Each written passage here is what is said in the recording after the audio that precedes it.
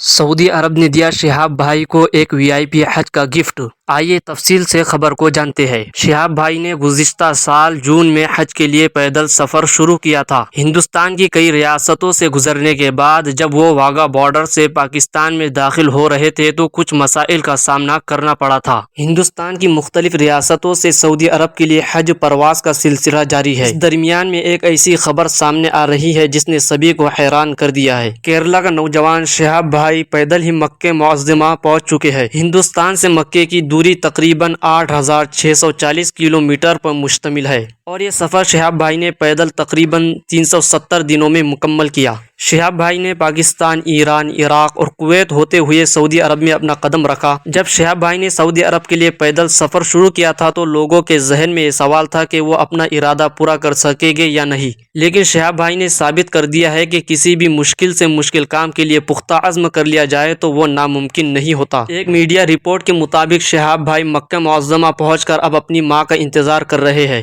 شہاب بھائی کی ماں جلد ہی ہوائی جہاز کے ذریعے سے سعودی عرب پہنچے گی اور پھر دونوں حج کا فریضہ ساتھ ساتھ انجام دیں گے۔ شہاب بھائی نے اپنے سفر اور آگے کے منصوبوں کے بارے میں یوٹیوب چینل کے ذریعے جانکاری دی ہے۔ اصل میں شہاب بھائی اپنا یوٹیوب چینل چلاتے ہیں اور سعودی عرب کے اپنے سفر کے دوران پیش آنے والے واقعات اور تجربات کا تذکرہ اس یوٹیوب چینل پر کرتے رہتے ہیں۔ ہر دن وہ اپنے سفر کے بارے میں اپنے فالوورز کو بتاتے تھے اور یہی وجہ ہے کہ مکہ معظمہ پہنچنے کے بعد کئی لوگوں نے ان کی ویڈیوز پر تبصرہ کرتے ہوئے انہیں مبارکباد بھی پیش کی ہے۔ قابل ذکر ہے کہ شہاب بھائی نے گزشتہ سال جون میں سفر شروع کیا تھا۔